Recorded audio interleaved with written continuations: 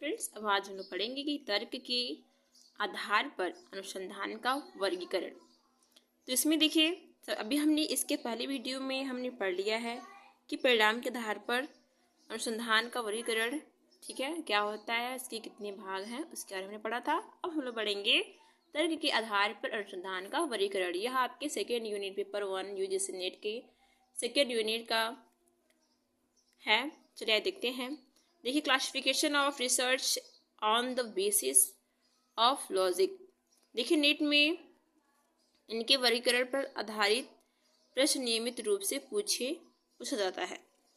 देखिए, इसमें है क्या कि तर्क पर आधारित अनुसंधान का जो वर्गीकरण है, इसमें अनुसंधान आपके दो प्रकार के होते हैं। कौन कौन से? आगमन और निगमन।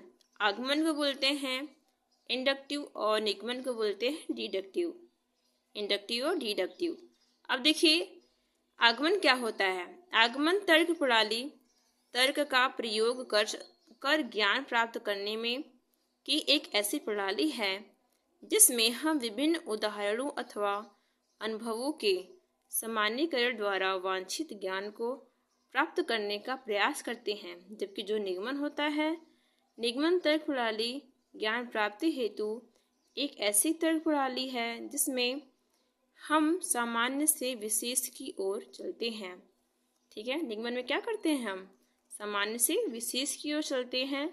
जबकि आगमन में क्या होता है, ठीक है, आगमन में क्या होता है, आगमन में होता है कि तर्क का प्रयोग कर ज्ञान प्राप्त करने की एक ऐसी विधि होती है जिसमें हम विभिन्न उदाहरणों या फिर अनुभवों के सामान्यीकरण द्वारा वांछित ज्ञान को प्राप्त करने का प्रयास करते हैं। और निगमन में क्या होता है आपका कि हम सामान्य से विशेष की ओर चलते हैं। अब देखिए, आपके सामने कुछ उदाहरण दिए गए हैं निगमन तर्क, आगमन तर्क की और निगमन तर्क प्रणाली की। तो देखिए, इसमें पहला जो है आगमन तर्क प्रणाली में पहला जो पॉइंट दे रखा है कि यह गाय दूध देती है और यह दूसरी गाय भी दूध दे रही है।